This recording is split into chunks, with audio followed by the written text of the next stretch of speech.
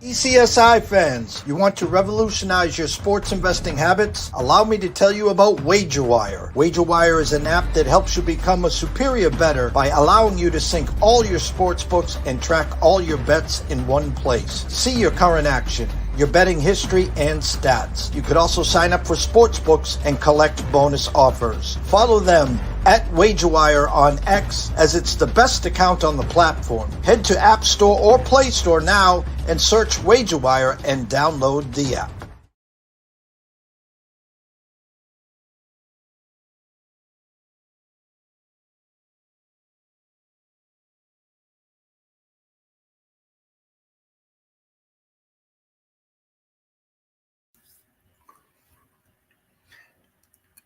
Hey, gang, and welcome in. My name is Scott Webb. A lot of times they call me Beam 'em Up Scotty. Thank you to Jeffrey Dawson and East Coast Sports Investors for letting me use their network and being on doing the show. It used to be one of these times where a few years ago I used to do this stuff on a regular basis and break down the games. Jeff said, hey, you know what? It'd probably be a good idea to do that going forward. And I think it's probably right. You know, it's a good idea for me to get back out here, do some reps like he calls them, and see what we can do and break down some MLB games starting tonight. And the goal is to have this be a regular show. We'll do them on days where, you know, we have good amount of games. I don't think that we'll do them on Thursdays, mostly travel days. We won't do them on maybe Mondays where there's travel days, but 6 o'clock is a good time, 6:15. Get these games in, break down a couple of them real quick, get you to the window, maybe get you a couple bets in and kind of go from there. So one of the things what we're going to talk about early on here is I'm going to use a term called risk averse rate. And what that means basically is you'll hear me say medium, high, or low. And the idea being is that if you are risk averse, you know, you're kind of willy-nilly, you don't really care. You can bet whatever you want, and then you have a high risk averseness. You can bet kind of anything. And I've got to play for that. And then if you kind of back that down a little bit and say, well, that's kind of out there, we're gonna go over a medium risk averse play so that it's a little bit safer. And then we have a low one too. So the idea being is you can break them down and kind of mold them out however you want to do them. But we don't have a lot of time in terms of these games start at 7:15, 7:45. The games kick off right away. I'll break down a couple terms too when I use them. So, you know, I'm a sabermetric guy, so I use a lot of terminology, but I'll try to use definitions and not so much terminology today. I'm going to look to my left a little bit because my other computer over here has a lot of my data on there. So as I read off some of that stuff to you, you'll understand where I'm going and what I'm doing. So the way the board breaks out today, there's a couple games I want to talk about. And then if you guys have interest in any game you want me to break down or any question you have about a game, go ahead and put it in the comments, and then I'll catch it, and then I'll catch up to it. Because I'm going to break down the first game tonight. It's probably a pretty popular game, big team, big market teams. This is the Phillies and the Boston Red Sox. The Phillies are minus 125 last time I saw or last time I looked. And my number on the Phillies, though, was minus 150. So I think the Phillies are undervalued tonight, and I think the Phillies could be a good play. So one of the things I wanted to talk about and why the numbers come out kind of the way they do for me and where these pitchers line up and, you know, offenses and so forth. You have a matchup here between Christopher Sanchez and you have Nick Pivetta on the mound. First thing I look at here is what they do last time out. And Pivetta, you're going to hear a term I use called game score. I don't look at wins and losses. I look at how a pitcher does based off of game score. And a game score, just to break it down for you real quick, starts at 50. And if a guy gets a certain number of innings, they add to that. If he gets a certain number of strikeouts, gets added to that. You know, the few hits, he gets added numbers, you know, that kind of stuff. Home runs, walks, takes points away. So, if you're at a 50, that's an average score. That's a median number. If you're at a 50, say 57, that's pretty good. If you're at a 60 or better, that's real good. And every once in a while, you'll see a guy, go out and throw 7 innings, maybe 6 innings, give up only 2 hits. He'll strike out, say 10 guys or whatever. So his game score will be real high in the 80s, stuff like that. So the theory here is you get a better understanding of how a pitcher pitched by using game score, not by using wins and losses, not by using earned run average, not by doing those things. So I use that number. I also use that number throughout a sequence of 3 starts, last 3 starts, last 7 starts in the last 30 days, and full season. So I can get an idea of, is he pitching to his mean average? Is he pitching where he's supposed to be? Did he pitch well above or did he pitch well below? Because in this particular case, I'm very interested in knowing whether he was below or above his mean average, because ideally the next time out, he's going to get closer to that. And in this case, Nick Pivetta, he's off of a game score at 83. So he pitched really, really, really, really well the last time out. His game score average over the last 7 starts is a 50.8. So well above what he normally does. And his last 3 outings, it's a 55. So ideally, we expect him to then have more of an average start today, because he got his real high score last time out. And he's placing the Phillies, and the Phillies can hit. So it's a probably good measure to sit there and go, okay, well, Nick Pivetta is not going to go out and throw his 80 because he did it last week. So it kind of gives me an understanding of where Nick Pivetta is going to be tonight. The second thing here is you do the same thing with Christopher Sanchez. Now, he threw a 65 last time out. Again, that's a high score. However, over his last 3 starts, he's a 63 average. So that's kind of what he's been pitching. And his last 7 starts is a 58. So he's just a little bit above his normal. So as we kind of look at these 2 pitchers, Christopher Sanchez is now very underrated in this market, in this game. So there's a good likelihood, even if he pitches to his average, and his average is a 58 game score, that means that he's pitching above the standard level, and Pivetta is pitching at the standard level. And now, based on what they did the time before, we expect Pivetta to be below that. So we expect Pivetta to have a below average game. We expect Sanchez to have an above average game. So, or at least an average game. And for him, that's an above average score. So I think that sets up pretty good for the Phillies tonight. That's number 1. Number 2, the metrics, like I talked about before, my number comes out to minus 150 for Philadelphia. The number was 125. So you're getting value at the price of 125. So that's another reason why you might want to bet on the Phillies tonight. And the last thing that I really like about what you get when you get bet on Sanchez, Sanchez is a ground ball guy. His ground ball rate is 61.1%. If you're above 50%, you're in the top 25% of all baseball pitchers. So he's in the 60% bracket. So he's in the top 10% of all pitchers on ground balls. Why is that important? Well, it's important because a ground ball is not going to be hit for a home run. So you're going to have less damaging blows because the ground balls that he throws versus someone who doesn't. Now, I'm going to go over one last thing about these things, and this is going to require a little bit of explanation. This is win probability added. This is WPA, okay? So WPA is for Sanchez is a 0.64.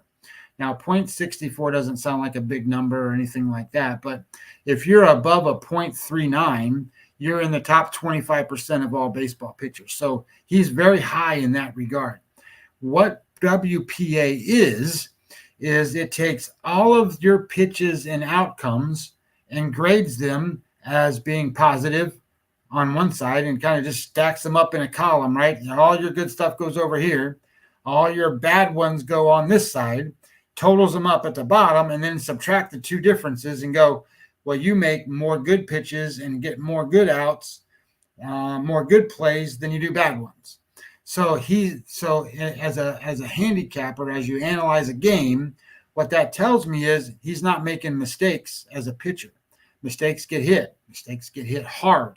And he's a good pitcher at locating pitches and putting the right pitch at the right time and sequencing them so that the outs come and then they're in the right places.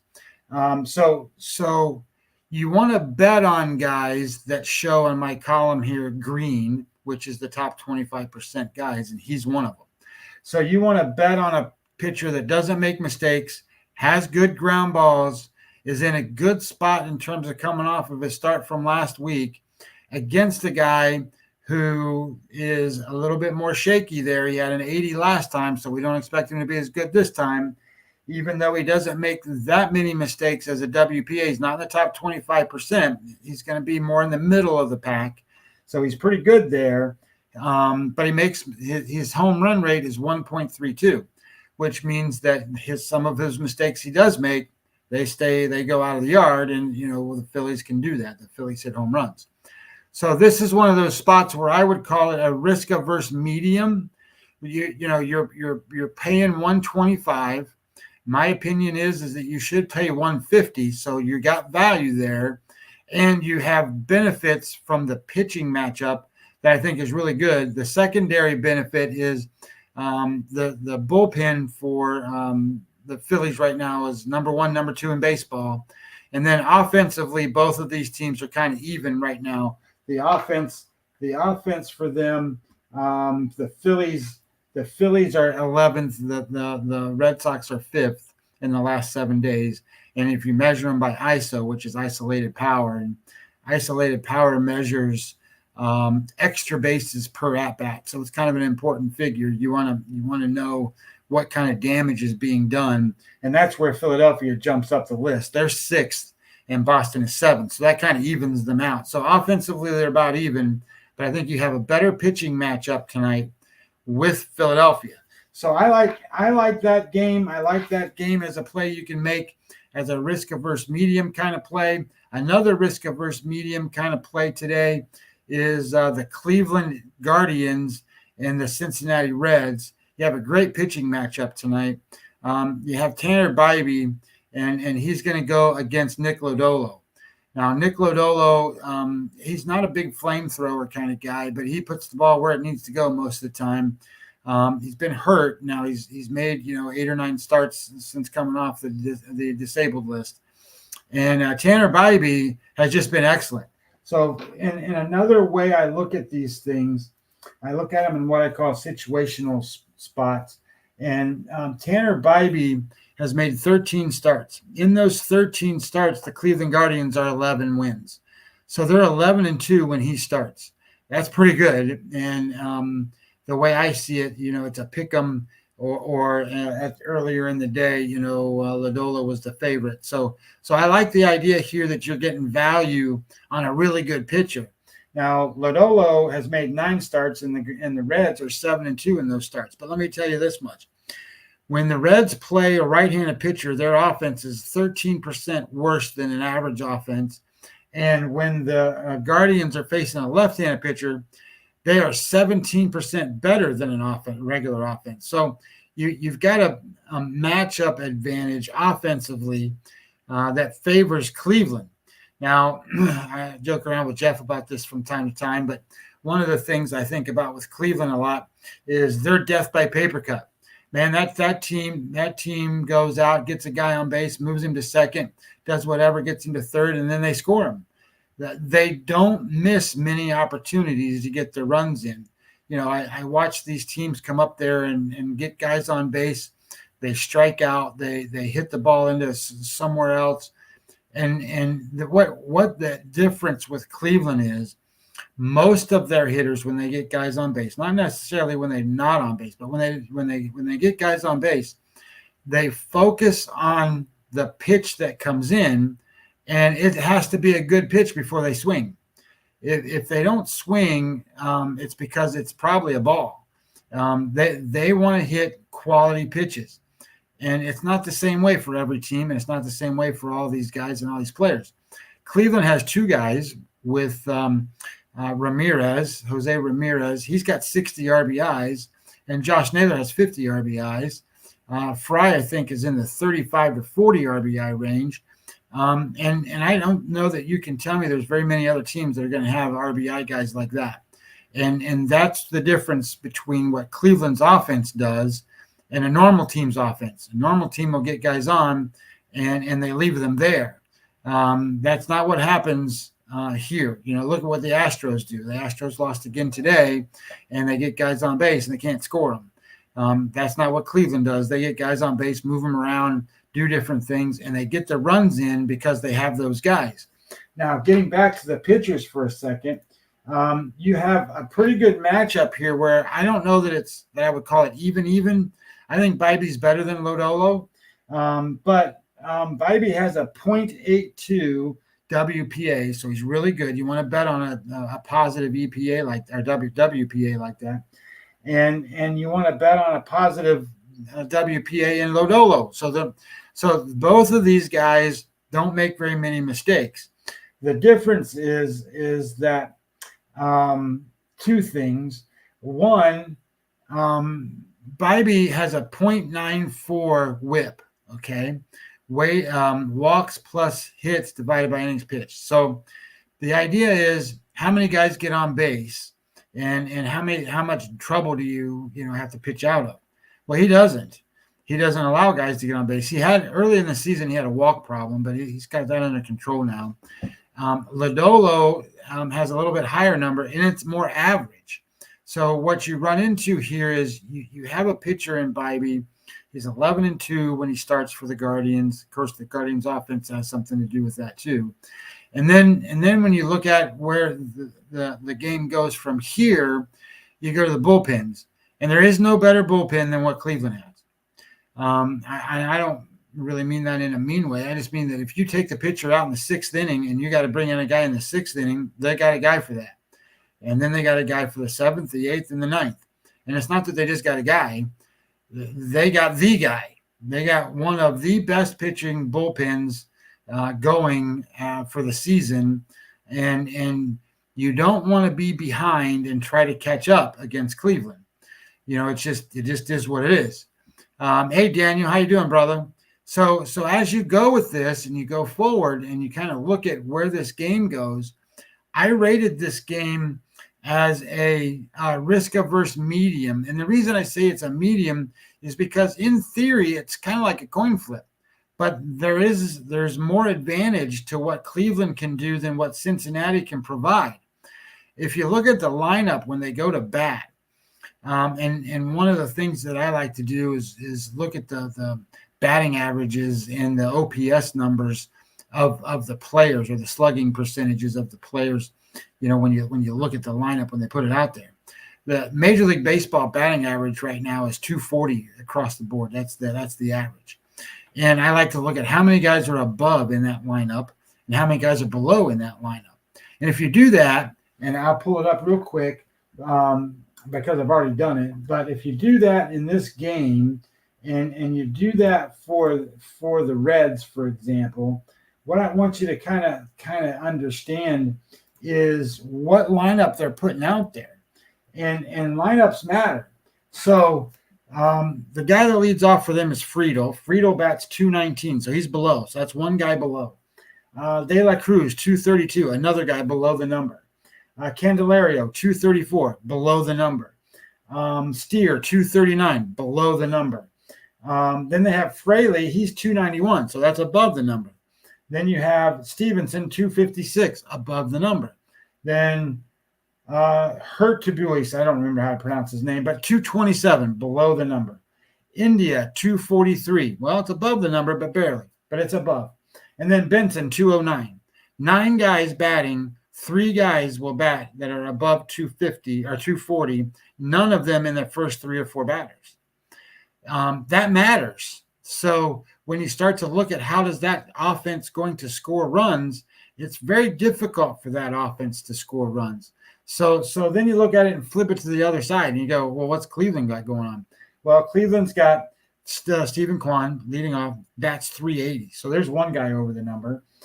Freeman, who bats seconds, 223, but not over the number. And then Jose Ramirez, 271, over the number. Then 224 from Naylor, not over the number. And then 326 from Fry, over the number. Jimenez, 263, over the number. Kind of see where this is going? They got guys that will, that's 4 in the top 6 guys that are over 240.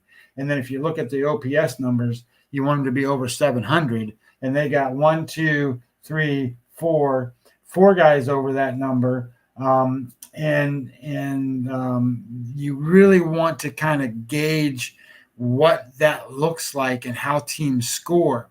So, Jeff and I had that conversation once about what's going on in baseball and how do teams score runs and what are pitchers trying to do. And that's where WPA comes into a big difference.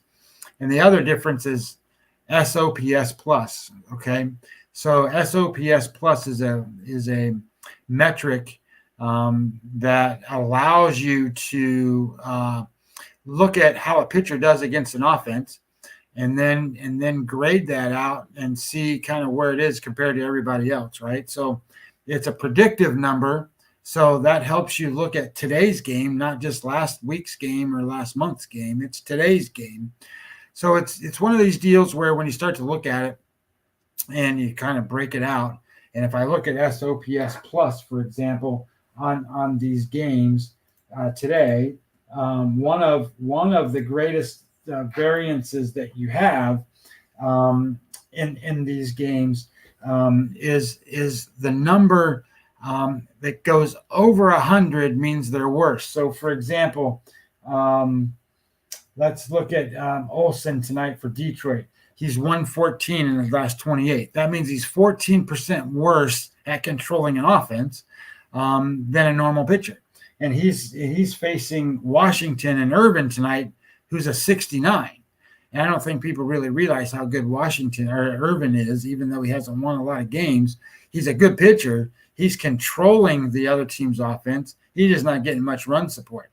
So SOPS plus is another way to kind of compare and pull this together. So encapsulating what I'm doing a couple of things. I'm taking WPA, so I'm looking at winning percentages added, so mistakes, non-mistakes. What does a batter do with those mistakes, right? Is his hard hit rate high, home run rate high? And I'm also using SOPS plus to determine where the guy controls the offense and not, because then I can start to go, where's the value? Does the offense then have a spot where it can take advantage of these pitchers? And sometimes they do, and sometimes they don't.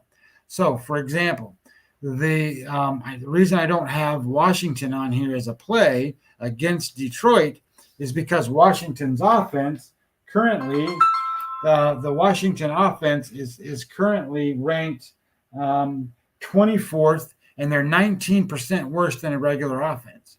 So even though the pitcher can be taken advantage of, it's a great possibility that they won't because their offense is not very good.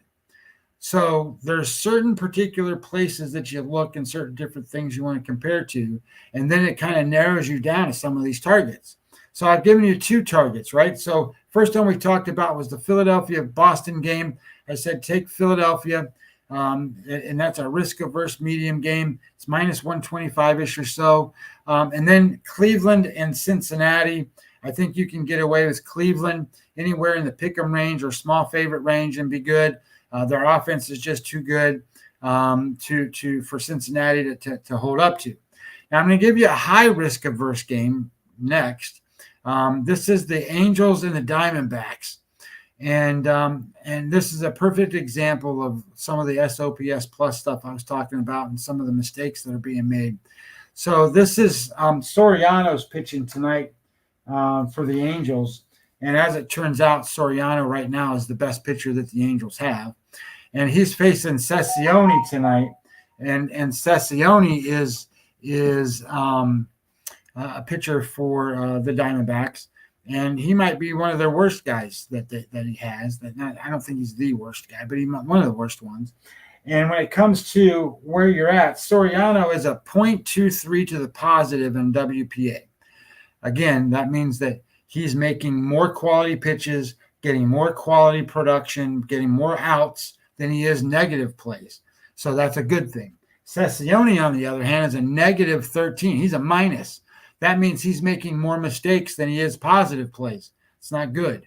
When you look at where they are on terms of just metrics, the xFIP number for Soriano is 3.70. Read that like it's an earned run average. And for Sessione, it's 4.89. So you've got at least a one-run edge for the pitcher for the Angels. So the Angels pitcher's better. He doesn't make as many mistakes. His big issue was walks before, and now he's starting to get that under control. He was a relief pitcher that they turned into a starting pitcher, and his walks are now 2.61. So much, much better. And Sessione doesn't strike anybody out. He's a 6.14 strikeout rate, which is bottom 25%. Those are important numbers to look at because that means balls are going to be hit, not struck out. So balls are in play. Anytime balls are in play, you got a chance, you got things going on. That means the Angels have the more advantage of balls being in play. And that also shows up in the batting average against for Sessione. It's 311. Remember, it's 240s in the Major League Baseball average. He gives up 311. It's not very good. He has a ground ball rate of 26%, so it's a lot of fly balls. So what does the Angels do? Well, they score on home runs. That's how they score. 40% of all runs are scored on home runs, but the Angels hit home runs to score runs. Ward and Ohapi and Edlow and all those guys, those are how they're scoring runs, and they're going to have that chance against Sessione. And then you have a 58.9% ground ball rate for Soriano. So it's a little different for the Diamondbacks. Diamondbacks don't really have that opportunity to hit home runs. And that doesn't mean they can't, but it means that it's a lot harder. So when you start to look at the situational spot where I talk about SOPS plus, here's the big deal. Over the last 28 days, Sessione is a 164. That means he's 64% worse than an average pitcher at controlling the opponent's offense. And Soriano is a 78. That means he's 22% better than an average pitcher at controlling the opponent's offense. So you got a much, much better pitcher with the Angels than you do with the Diamondbacks. So the big difference in why I'm telling you this is going to be a high risk averse play is because of the line. The line on this game last time I saw was like, let me look it up real quick. I have it right here.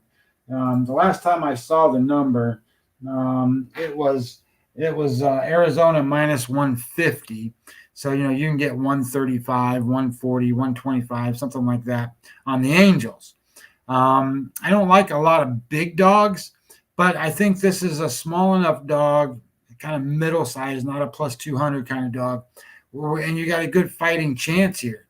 Now, the difference, too, that I think makes this a little bit more of a high-risk type play is when you break it down and kind of look at it from the level of two other factors. The offensive factor for this game has the Diamondbacks ranked third because they've been scoring lots of runs. Of course, they didn't play anybody recently. And then the Angels are 18th. So you got a gap there. You got one in the top five and one in kind of the middle bottom. But if you take a look at the ISO rate, remember I told you that's how the Angels score runs. That changes it. They're 14th and the Diamondbacks are 13th. So that's where I think the fight comes in. I think the fight comes in to where you look at this and you go, man, this could be pretty good here in a sense that I think the Angels can score enough, have the opportunity to hit the damaging blows against Sessione. And, the Diamondbacks don't have the greatest bullpen in the world. And then you can bring in the idea that Soriano, having a good day, he can control some of that the Diamondbacks offense, keep them from hitting home runs. They're going to have to string a bunch of hits together to beat them. And I'm not saying they can't, and they're favored to do that. But I don't think that that's the right thing. I think the right thing is the Los Angeles Angels tonight. Last play for you to kind of break down. I didn't see any questions about any other games, so this will be it. I'm looking at the Pittsburgh and St. Louis. And this, I think, is risk averse low. So, I think this one is probably the one, if you wanted to make sure you wanted to bet one, this is kind of the one you want to bet. And I looked at this as an under. So the total was 8.5. You have Sonny Gray pitching, and he gets Bailey Falter. Now, it's interesting about Bailey Falter because metric-wise, when you look at his numbers show that his stuff, I go up here to his stuff. Find him, there we are. His stuff is a 93. 100 is average. So he's below average on his spin rate and the velocity and all that stuff. But his pitching quality is 100, means he's average, means he's pretty good.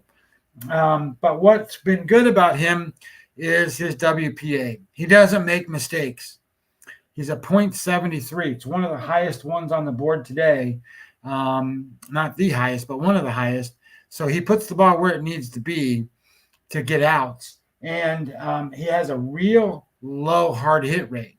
So that means the balls that are being hit are not being damaging blows. He's not giving up much home runs. And, of course, he doesn't strike out a lot of guys. But the balls that are being hit for outs, and he's putting them in those right places because he doesn't make mistakes. And Sonny Gray, on the other side of this, what I liked is that Sonny Gray is got some of the best stuff in Major League Baseball. He's off a game score 51, which is very average, but for him, he's a game score 60 kind of guy. So I think he's going to get back and revert to that game score 60 kind of number. I think he's going to do well. Bailey Falter's off a game score 22, by the way. So his game score for the season's a 52. So I expect him to have a good game. So here we go, right? We got two pitchers that theoretically are supposed to be in top-notch performance spots. Neither one of them make many mistakes. And both offenses, if you look at the offenses on both sides of this, Pittsburgh is 22nd. I'm sorry, St. Louis is 22nd. Pittsburgh is 19th.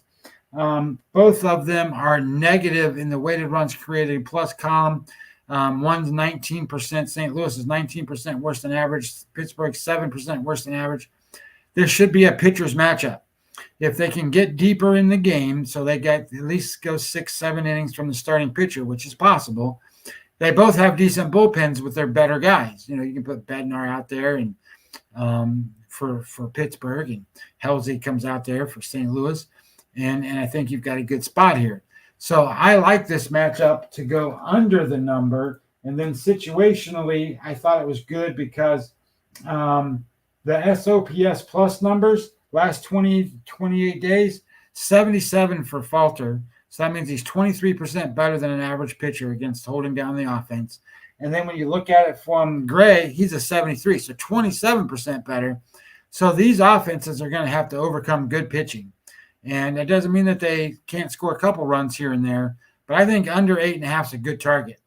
So anyway, I think that that's four plays for today. And I kind of graded them out in terms of what I think are risk averse, with the idea being that the lowest one. So if you don't want to, you want to have the least amount of risk possible to get a return. Pittsburgh, St. Louis as an under. Philadelphia, Boston. That game is Philadelphia. That's a risk averse medium game. Cleveland, Cincinnati. Play Cleveland. I think again medium risk averse there, and a high risk averse game is the Angels. So anyway, that's kind of how this is going to go. Any feedback or any questions or anything like that, like I say, if you have a game you want me to break down live, I can do that right while we speak. I can look at all the numbers and tell you everything. I do this all the time. So going forward, that's kind of the idea, right? A lot of times, as I used to do this years ago, people would get on and go, okay, what games are you going to talk about? And I tell them, and they go, okay, well, I want you to talk about, I don't know. They want me to talk about, I don't know, the New York Yankees tonight or something. Well, I can do that, and we can go over those things. And so if you have a game, and you want me to kind of break it down for you, I'll do those things. And if you have any other comments or want me to go over anything else in terms of, baseball, I'll be glad to do that. But for now, that's it. Have a great night, and I appreciate it. Talk to you later.